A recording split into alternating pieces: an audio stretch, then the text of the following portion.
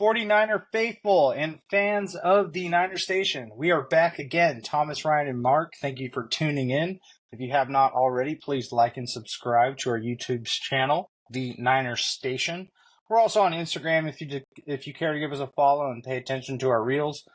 But a lot's been going on in the Niner world. We're going to avoid today on our podcast what you hear in the national media about Brandon Aiyuk because we don't have an update. There hasn't been a contract signed. There hasn't been a trade. So we're going to try our best to skip any BA talk.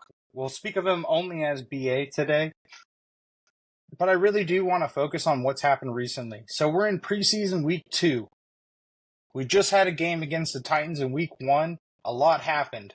One thing that I do want to point out is everything we talk about today about that preseason game, I only watched the first half, so I have no opinions on the second half.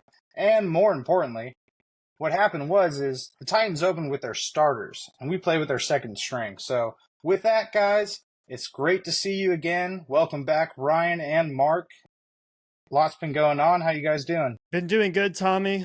A lot's been happening in the 49er world since last week when we recorded. It's crazy because I genuinely thought that the day after we recorded that we would have to jump on an emergency pod the next day and talk about a Brandon Aiyuk signing. But here we are a little over a week later and still no real news on the Brandon Aiyuk front. But like you said, we'll try to avoid talking about that, at least for now, because we've all kind of been through the ringer with Brandon Aiyuk so far. So doing good. Mark, how are you doing? I know you just kind of came back from a little vacation with the family and coaching. How's your last couple of days been?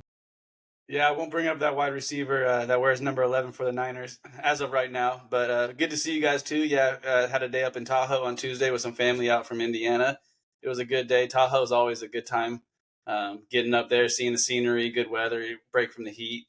And it was really good. And then coaching, just like we got to watch the Niners against the Titans, first time live action against a different opponent. You're hitting the same guys in practice all week and all camp and everything. And then you get to go against someone else. And so I'm coaching a Pee Wee team up here in Sacramento. And we've had a few jamborees. And the kids, we have a lot of new kids that never played before. And so you kind of get that competitiveness going. And they don't really know what football's all about right there. It's one thing to go against your friends in practice, but when you're going against another team that's trying to like intimidate you and embarrass you, it brings another level out. And today we got to scrimmage. After 2 rough jamborees, we got to scrimmage the level up. And I think our kids are starting to make that stride. And I saw a lot of strides being made by the Niners this week in the preseason game. So kind of hand in hand, we're rolling to the first week of the season, and I'm excited to see what the Niners do. And there's a lot of takeaways from the preseason. I know it's week 1, but there's some young guys that stood out to me week 1. I'm wondering who stood out to you guys. Well, I think the obvious one is Dominic Pooni. I know, Mark, you sent us a link about it earlier. I've been a big Dominic Pooni fan since the draft. He's a versatile offensive lineman, but he plays very violently. And the thing about that is he's going to make rookie mistakes, but at least he's making mistakes hitting people. And he moves downfield. There's been reports about, I think I talked about it a couple weeks ago. Eric Crocker mentioned watching him in practice, seeing him get to the second level all the way to Fred Warner, which is not an easy linebacker to get to because he's going to read the gap much faster than most people. Now, in the game, he apparently graded poorly in PFF. I don't actually know what it is, and I don't really care because what I saw in the first half was an offensive lineman that I want on the field. I do think he can play right or left guard. He can play center and also tackle. I don't want to mention this, but we might need a right tackle and a left tackle in the next couple of years. So this is a guy that's a mauler. He's violent on the field. In the preseason game, we saw him push Jordan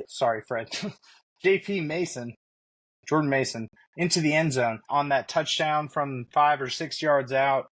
I mean, we're looking at a guy that every single play is hitting someone. There's multiple highlights of him pancaking people.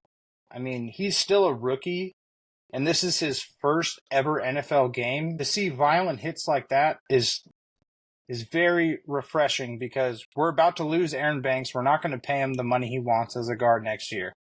Spencer Burford broke his hand. He's a question mark all season with an injury like that. So having one solid guard with Feliciano to back him up on the other side gives me a little bit more confidence in our offensive line. And then lastly, I'll say it, Malik Mustafa. I hope everyone that's listening has seen his highlight, and if you haven't, just look it up. It was a goal line tackle, and I believe we challenged it because the refs ruled it a first down. And we challenged it, got the ball back. So he basically had a game-changing play as a rookie in the first game now. Again, he's the type of player that flies to the ball. He hits with contact, and he hits with very high contact. And this is the first time we've had a safety room that includes Malik Mustafa, Talanoa Hufanga, Jair Brown. That reminds me of when we were in college with Dante Hittner and Goldson. And so now we're about to have a different DB room, right? That's a tone-setting DB room that echoes what we set in the linebacker room. So between Dominic Pooni giving us confidence in the O-line, Malik Mustafa, and the overall defense, I mean, he's going to be our third safety out of the game, and we're probably going to find a way to get him on the field. I'll let you talk. Yeah, so it's funny you bring up the PFF because I saw that too. And on Guy Haberman's podcast, he said he got some hate saying that, he played bad because he saw the PFF stats and everything. But he reached out to Schwartz or some ex-lineman that does a podcast and is very well-versed in the offensive line game. And he said it's very hard to judge linemen in the PFF numbers because if you do your job, you get a 0. If you get like above replacement or whatever, like doing beyond your job, you get like a plus 0.5 or plus 1. And if you don't do your job, you get like a negative. So you could literally do your job every play and have 2 bad plays and be in the negative, right? Because it's 0. So Schwartz told him that really for a lineman, you should give yourself a plus 1 if you do your job. And so if you look at it that way, 23 out of 25 snaps, he did his job. He only did not do his job out of 2 snaps. So you're going to take that from a guard every day, especially for his first NFL action. And then the Malik Mustafa, I got flashbacks on that tackle of the highlight reel of Patrick Willis coming out of Ole Miss. Do you remember that highlight reel when they drafted him? And he just comes flying through the line of scrimmage, perfect form tackle, picks him up, drives him to the ground. Like, that's the type of hit that just makes you realize that this guy is not scared of the next level. He's coming to the NFL ready to make an impact. He's a veteran coming out of college. I think a 3rd or 4th year guy out of Wake Forest. And he is ready to play right now, I believe. Obviously, like you said, we're very deep at the safety position, but I think he can come in and make a huge impact early on. And those 2 guys right there are making this draft class already look way better than the past 2 draft classes, in my opinion. Yeah, for sure. And Winters, Mustafa, those guys, they just give you hope, especially with Greenlaw and Huff being out for a little bit. It's nice to know that we have some guys coming along, some young guys that are at least ready to fill the void in the interim while they're out.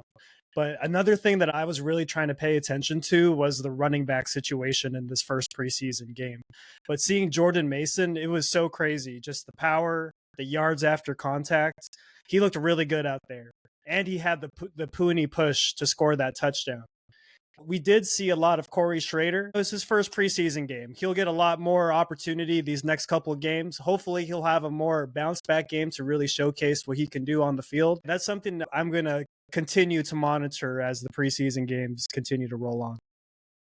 The running back thing was interesting. Again, I only watched the first half, but what I saw from Jordan Mason was a player that could fill the void of McCaffrey, not put up McCaffrey's stats, but maybe could because of the way he plays. He's a violent player.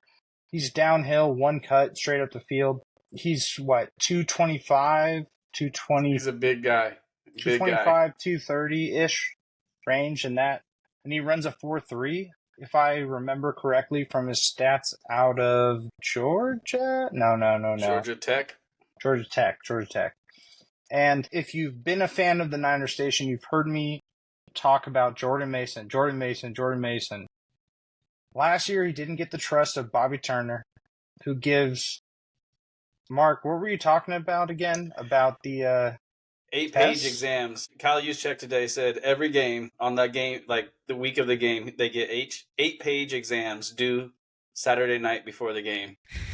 Even Kyle Juszczyk. I mean, the guy's a Harvard guy, and and he's still getting 8-page exams. He can't believe it. He's a veteran too. He's a veteran. Yeah. He's been in the league for a long. I mean, he's got 2 rings with the Ravens, 1 ring with the Ravens. He was on the Ravens team when they beat us, right? I mean, he's got 1 ring. Yeah.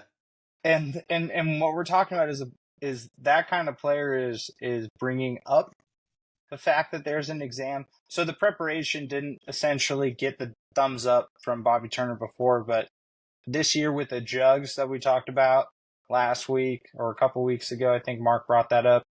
And, Bobby Turner's tests, exams, if you want to call them, take-home exams, apparently he's putting in the work. And if he can do that, I'm confident that we're going to be fine.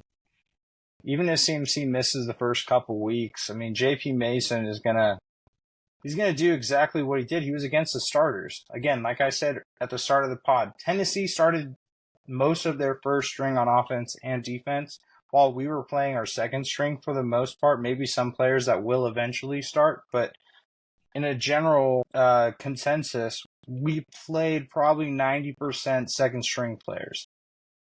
Right? I think that's a fair estimation. And that's why it looked like Tennessee was moving the ball on us or doing things on offense and defense that we wouldn't like to see as Niner fans that expect a good defense and offensive performance. Jordan Mason went out there against their starters with our second string O-line, and we're talking about an O-line without Trent Williams, and he dominated. I mean, I don't know what his actual stats were, but from what I saw a running back that could fill the void if we needed it. Again, I don't want that to be the case. I'd love CMC to be healthy. And I think with Jordan Mason showing that he can do it, he can probably last the whole season with a reduced workload. Versus last year, we were seeing CMC get carries because he was trying to set a touchdown record. Right? We'd be up by 18 points. CMC still in the game. Makes no sense. Put in Jordan Mason. Change of pace. Yeah, I've got 2 points with the way Jordan Mason played. The first one is my hot take of the offseason is already dead. Cody Schrader's not beating out Jordan Mason based off what I saw. Jordan Mason's the number 2 running back on this football team. And I would argue he's a number 2 running back with a healthy Elijah Mitchell.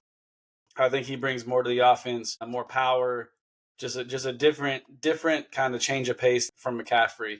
And 2, he performed so well that I actually drafted him in a best ball league. Thomas got me involved in best ball.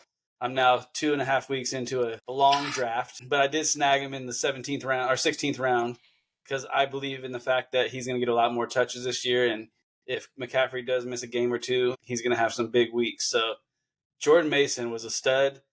One drive and he just proved it. And they said, I think his average for his career is like a 5.6 yards per carry. So the guy can carry the football, and he had that mark, but now he's shown that he can catch the ball out of the backfield. And I think Shanahan's biggest thing with him was ball security. So that's just one thing to watch. Can he hold on to the ball? But if he can hold on to the ball and not fumble the ball, I think he is solidified as a number 2 running back on this team. Yeah, good point, Tommy, that pretty much a lot of the 49ers that were playing in the preseason game were more or less second stringers and beyond. But when we were playing Tennessee, a lot of those early drives were against their first team offense, first team defense. I remember even seeing a tackle for loss against Tajay Spears, and I was like, that's crazy. Like, from D. Winters, but still, like, that should be a really big confidence booster for both sides of the field heading into week 2. I was hoping that by this time we would see a few other players that we didn't get to see the first week. For me, they're 2 receivers, actually, Ricky Pearsall and Jacob Cowing. We spent a high draft pick on Ricky Pearsall, and even Cowing's a pretty high draft pick. And for us to not really get a good glimpse of them in preseason, let alone training camp, we have to see something from these guys, especially if, I know we wouldn't talk about Aiyuk, but we don't know what the situation is right now. And for all we know, it could go the other direction tomorrow, and he can go to Pittsburgh, and these guys have to step up week 1. Or definitely early on in the season and produce if we have any sort of Super Bowl aspirations. So I'm hoping that they could figure it out, if anything, for at least preseason game 3. But kind of just crossing our fingers at this point with those two guys. One thing about the preseason game that was interesting was we saw a lot of Chris Conley, Trayvon Martin doing what I would think of as a Brandon Aiyuk route, whether that's, something 15 to 20 yards in depth, whether it's a comeback, but it's something across the middle of the field. And what we did see was Chris Conley succeed. Trayvon Martin dropped a couple. Ronnie Bell also had a few of those snaps. He dropped one or two. Trent Taylor had a couple. And it's kind of interesting to see how the Niners are feeling out that void, right? Because those are 100% Brandon Aiyuk routes, right? I mean, Brandon Aiyuk's on the team. He's starting. He's getting those routes. They might get it late in the game, or if he's injured. But for the most part, we're seeing the Niners feel out what could happen without Brandon Aiyuk. Again, I hate to bring it up. My bad for saying his name, BA. But that was something I noticed. And I think my mom and dad, I was watching the game at their house, pointed it out as well. They said, hey, those are normally Brandon Aiyuk routes, right? I mean, yeah. 10 to 20 yards, middle of the field, in traffic, at risk of being injured. That's Brandon Aiyuk's game. He crushes it. But I did see Chris Conley kind of outperform everyone. And I'm only judging from the first half, but that's just my opinion. I think Chris Conley bumped up again above Ronnie Bell, even though Ronnie Bell has draft capital and a team investment. I think he might have done a little bit better. One quick point about the preseason game along those lines is these types of players getting opportunities is one thing, but the change in the kickoff rule was really interesting. We saw our team not do that well. We had a rotation of guys go out there. In the first half is all I watched. I didn't really see much, but it looked like Tennessee was returning the ball like pretty far down the field, like way more than you would get in a regular kickoff rule. And I don't know. What do you guys think about the new special teams kind of adaptation to the game? Because it looks like we can't defend it and we can't also use it as an advantage. We're still kind of playing kickoff like a regular season where we're probably going to get the ball in 20 or 25 or whatever the new rule was last year. Instead, other teams are taking advantage. Yeah, it's interesting to watch. I think it's something we're all going to have to get used to on a week-to-week basis as time goes on. The game of football is changing right in front of us with these new kickoff rules. But I think, fortunately, every team is sort of in the same situation in terms of figuring out how they're going to attack special teams with these kickoffs. But hopefully Niners figure it out and hopefully could use it to their advantage. Yeah, I think in the preseason with this new kickoff is you have two things going on. First of all, the return team is going to kind of experiment, like, how do we defend this thing? This is kind of like an offensive play, right? They're setting up formation. You can have blocking schemes with it. And then as a return team, if you have any type of trick plays or anything like that, you don't want to show it. So you're going to keep it very basic. So I think that I don't think you're seeing a lot of what's going to happen in the regular season. And from everyone that I listen to that goes to training camp practice, they're doing a lot of experimentation with like high, slow kicks, long hang time, or line drive kicks. So I think we're going to see a little bit different strategy when the regular season comes around, and they're not going to show what they truly prefer to do in the preseason. It's a lot of just kind of play around and see what happens. It's very new. Everyone in the league is experiencing this new rule, but I think it's going to create some explosive plays. I'm really excited to see it. I think that this actually gives another avenue for Shanahan to show his creativity, to work with that special teams coach, pulling guys, doing traps, some type of like fake reverses, things like that. I think it's going to be really creative and fun to watch. I'm not too concerned with the long return. I think it was like the first kickoff or first or second kickoff. They'll get that dialed in. But it will be interesting to see this year. It's something new. I watched a little of the USFL or whatever it is that ran it. There's some explosive plays there, but we're talking about professional athletes here now. Not that they're not professional, but NFL professional athletes. And I think it's going to be fun to watch this year. And Chris Conley, that was another guy I was impressed with. He impressed last year. He came up clutch, I think 2 catches in the playoff last year. And he's a guy that is probably going to be our wide receiver. Well, if that other guy comes back, 4 or 5, right? So I think if Pearsall's healthy, he's going to be on the active roster game day, I think. And I think he's reliable. He's a veteran. He's athletic enough. Obviously, he's not that guy, but he can make plays in this offense, in this scheme with the weapons around. Yeah, I think just for me, historically, as a Niners fan, we all remember a few terrible fumbles from special teams that may or may not have changed the course of history. Williams.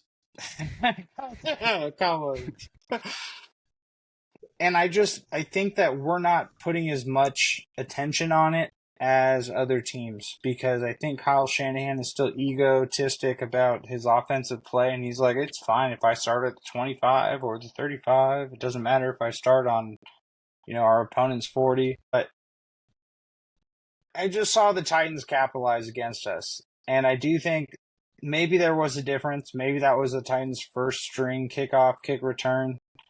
And again, none of our starters were playing. So I'm curious to see how that evolves, right? Are we going to actually, because we're probably going to have to, with the new rules, have starters play.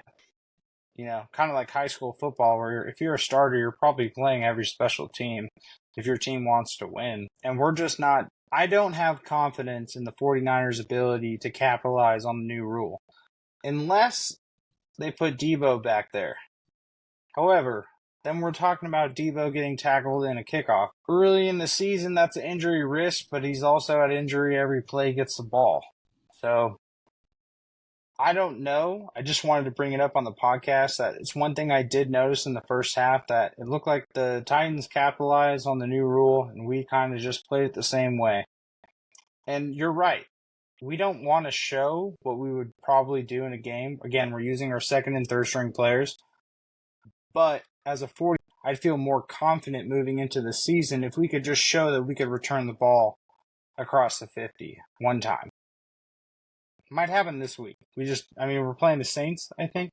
Yep. So we'll see. My last question for you guys about preseason is, how do you guys feel about the quarterback play from the backup quarterbacks, Brandon Allen and Josh Dobbs? I think they both played pretty well. You can tell Brandon Allen's a little more comfortable in the system. He's obviously been here for a year and kind of played on other teams that run similar systems. Josh Dobbs showed his athleticism. That touchdown run was pretty sweet. I know, Thomas, you didn't watch the second half, but you probably saw the highlight. I saw the highlight, yeah. Yeah, that was pretty sweet, and that's kind of what he brings to the table, right? That kind of grittiness, that athleticism. He's not an all-pro or anything, but if he gets in there, he's going to get everything he has. And he's a smart guy, obviously. I think he's like a rocket scientist or something like that. So he's a smart guy, and I don't think there's much of a drop off from losing Sam Darnold with those two guys there. And Brandon Allen he has all the physical tools. He was a blue chip guy coming out of high school. I think he went to Texas A&M, but he's a big dude, can throw the ball. Obviously, if Purdy's hurt for a long period of time, the Niners are not in a good situation. But if those two have to start, one of those guys has to start a game or two, I feel comfortable enough that with the talent around him, the defense that we have, that we can win a game or two with those guys starting at quarterback, either one. So I feel very confident with our backup quarterback going into the season. Again, if they're playing 8-9 games, we're going to be in trouble. But if they're subbing in for a week here or there, then I think we can make it through with those guys. You know what's been kind of crazy? Because we've been talking about it separately from the pod, before the pod, as we're planning the past couple of weeks. Like, hey, should we talk about Trent Williams this week? And we would always say, nah, he's going to be okay. Everything with Trent Williams, he's fine. He's a veteran. But now we're like 3-4 weeks in where we kind of pushed it to the side, and it's becoming more and more of a talking point, the whole Trent Williams situation. So I'm going to pose the question. Are you guys getting worried or beginning to have any feelings about Trent Williams still holding out? Yeah, I am worried because our offense is nothing without Trent Williams. He has all the leverage in the world. I mean, coming from a background of sales, if I could have hey, without me, you guys are literally going to not make the playoffs type differential of your outcome, right? First seed, best outcome, not make the playoffs. Worst, we're in the not make the playoffs situation without Trent. And it's really just because we don't have a solid backup. I think Hubbard has been playing left tackle, and he's been doing well.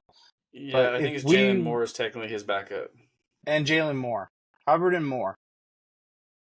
But if you were to look at the difference in Christian McCaffrey and Jordan Mason's stats without Trent Williams, it's not going to be good. So now I'm starting to worry because as we approach the season, the leverage increases, right? Because without me week 1 against the Jets, they have a good defense. We don't win. I mean, we don't get... I think we're going to beat them. Our history against Aaron Rodgers, the Jets are good. They got a great running back in Breece Hall. They have Garrett Wilson.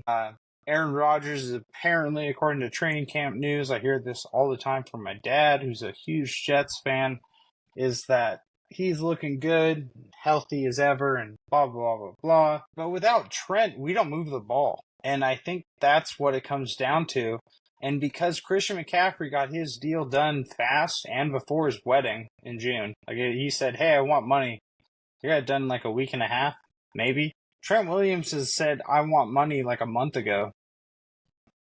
Ish. 5-6 weeks ago, max. Nothing.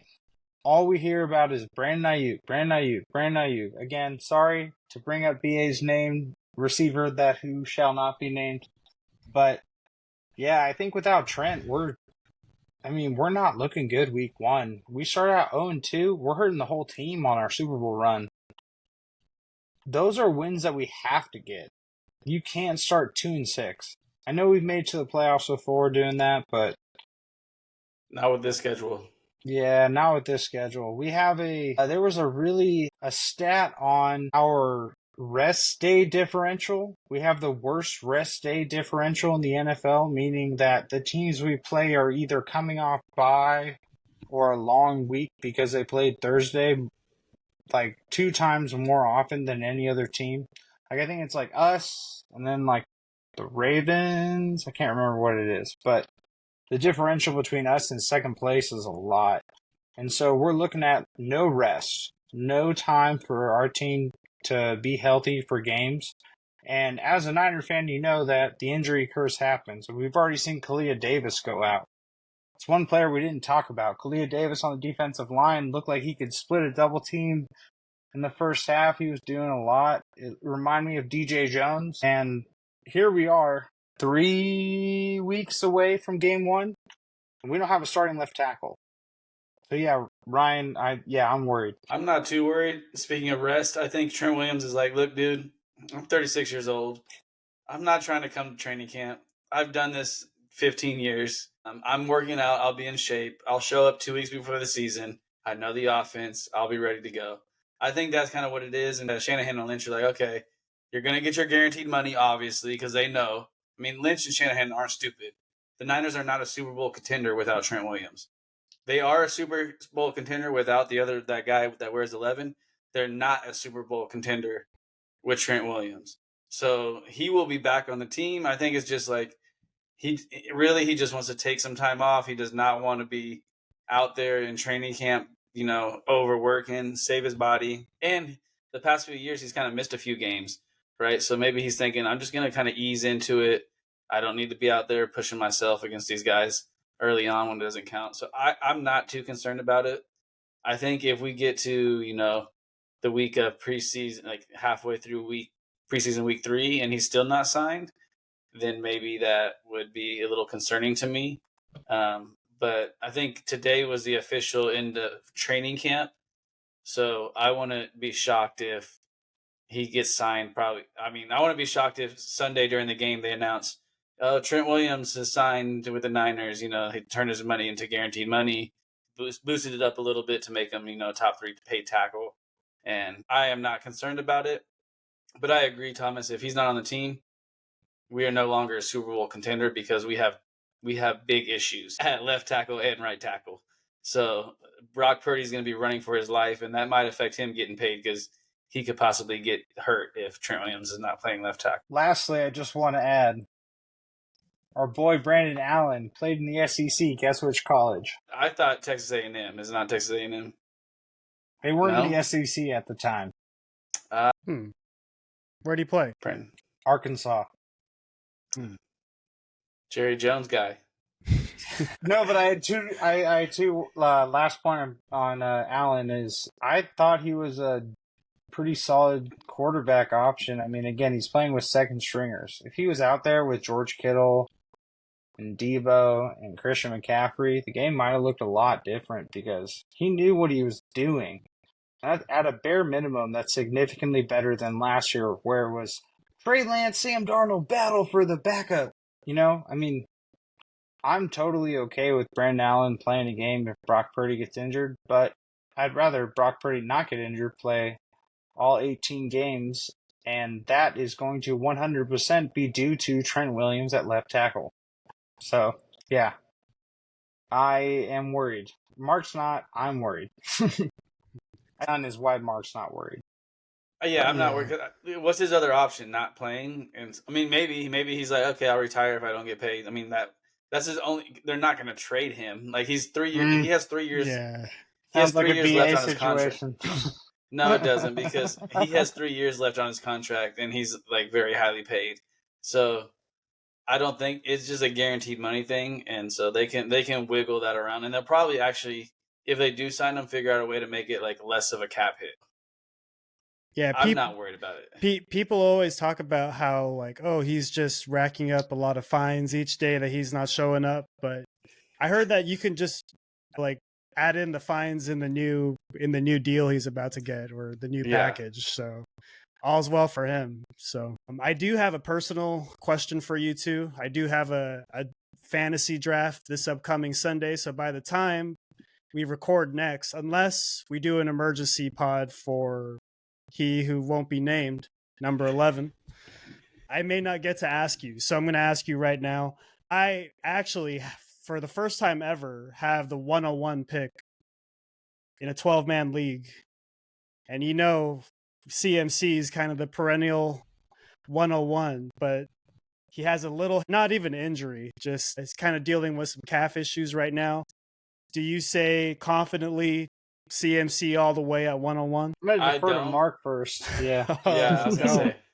I don't. And it's funny you say that, because I was actually just watching a reel about fantasy football, and they say, you know, you're the first pick, but it's actually like the worst pick to have, because you're kind of betting your whole season on one guy, right? Because you don't get another pick until I think 24 picks later, right? The snake draft. And so you're betting it all on one guy. I personally would not do it on CMC. I don't think there's been a guy that's gone back-to-back years as number one like fantasy guy since LaDainian Tomlinson. I think he was the last guy to do it, which, I mean, he was a stud, but McCaffrey's workload over the past 2 years, already starting out with a calf injury. That's kind of why I drafted Jordan Mason in my best ball, because I'm like, he's most likely going to miss some time. I want to do it. If I was you, I would go with a receiver. I would go with a high volume. Is it a PPR league? Then I would go with a high volume receiver. It's a half-point league with bonuses for 100-yard rushing, 100-yard receiving, stuff like that. So like a high performer gets a bonus. It's kind of crazy, because if you think about it, like all the top receivers are kind of have their own weird situation right now. Like Jamar Chase is holding out, I think. CeeDee Lamb too. Justin Jefferson is going to have Sam Darnold throwing him passes and Nick Mullins throwing him passes. So it's a different landscape this year. What I'll say about this, because I think Justin Jefferson's going to have a big year. He just got paid, one.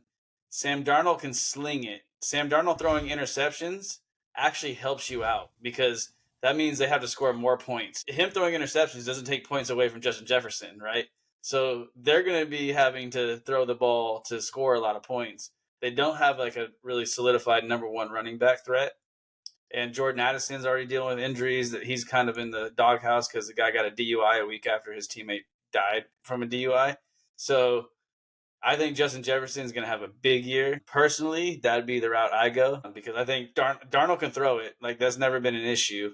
It's just he'll throw picks too, but that doesn't affect you. If anything, if Well, he throws 2 pick sixes, I have they're to going to be cut you throwing it off there, more. Mark. For the Ryan's 101, not going Justin Jefferson at 101. 101. He's more asking, do I go CMC or do I take CeeDee Lamb or another running back? CeeDee Lamb's not even in camp.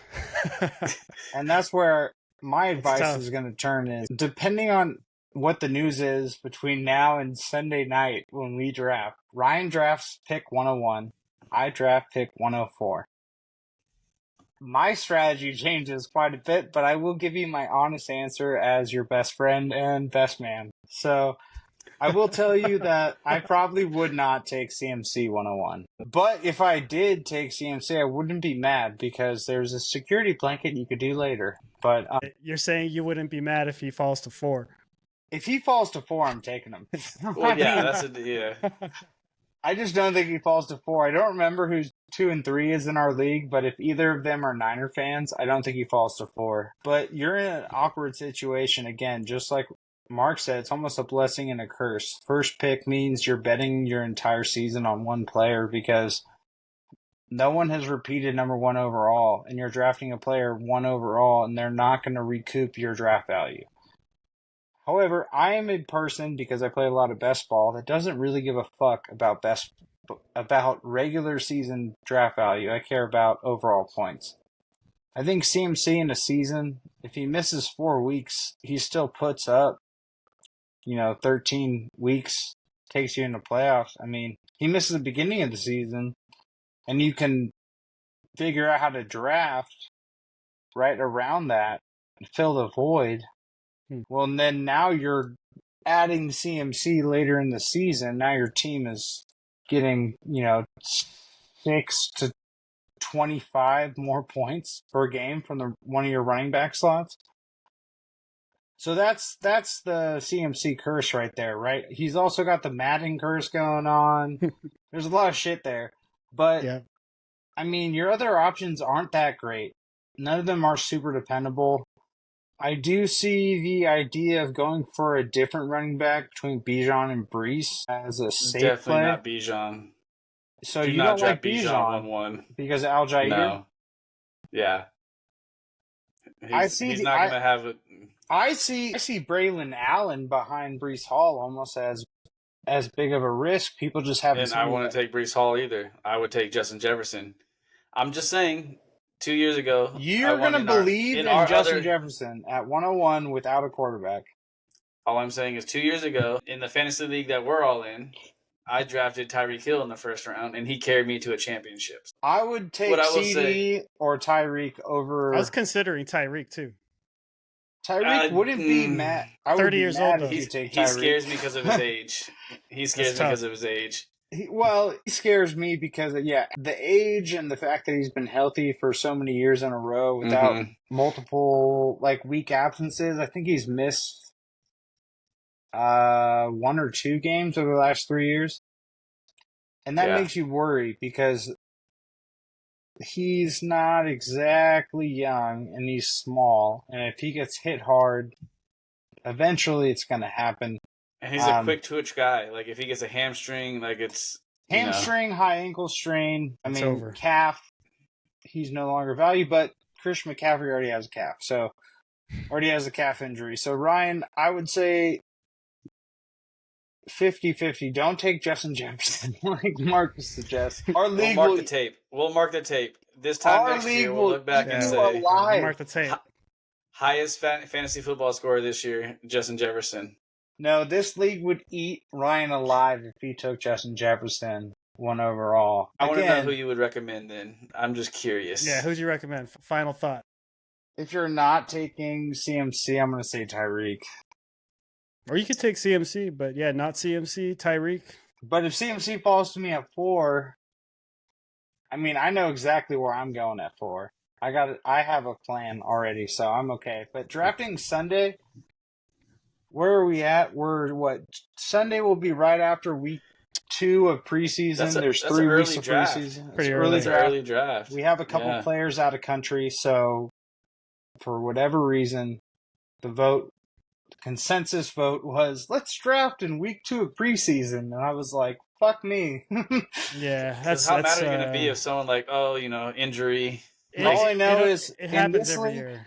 Yeah. in this league, I got second place last year, second place the year before, but I did win. That was the year that Josh Allen. I had You Josh really Allen you got second place? back to back. What? The year before I won, and I just didn't really have the energy to fight Gnome on it. But it was the year where I was down by 6 points with Josh Allen and Joe Mixon, and what's his name died on the field. So Hamlin. they canceled all stats. And I was like, wait, hold on. Yeah. I was like, wait a second. Like, what do you mean we're canceling all stats? Yahoo canceled all stats. And I was like, Gnome is going to cling to this forever. And I just didn't really feel like it. Sorry to mention his name, but that's a tough one. If you've listened this far in our podcast, well, you're one of our friends. So that's a Lakers bubble. That's a Lakers bubble championship. It doesn't count. Yeah, exactly. So I won 2 years ago. I got second place last year. Got absolutely destroyed by Amari Cooper. I think he had like a 40-point game in the ship or some shit like that. I lost because of him last year too, in a different league. Yeah. So Ryan, I mean, to be honest, at 101, you can take CMC. Just have a plan, like fill the running backs in the mid rounds, and then CMC comes back, you have the best player. You don't take CMC, well, you go wide receiver first, so it's like a 0 RB strategy. You got to figure it out. Same thing, though. You're still going to take the running backs later. So that's good advice. I mean, thank you guys. Sunday will be Jordan weird. Mason, if you can get Jordan Mason too, then you can draft CMC because you gotta draft him before me. That's all I have to say. Tommy's gonna take him in the 3rd round. I'm gonna take him early. That's all I have to say because he's going like at the end of the draft. Let's just say I'm not waiting. I've been drafting him in best ball because of his performance. If you've listened this far in our podcast, you now know my draft strategy. So it's just Ryan and me. We'll find out on Sunday. Next time we record, though, you will know the results of this. What did Ryan do at the first round? Did Brandon Aiyuk sign? But thank you for listening this far, fans of the 49ers Station. I'm going to close it out here, guys. We didn't expect to go this long tonight, but here we are. So if you have listened through the podcast, thank you once again. And if you are still listening and haven't liked and subscribed, please do like and subscribe to our YouTube, Spotify, Instagram, whatever channel that you like to listen to your podcast. Thanks, guys. Bang, bang. Niner gang. Niner gang.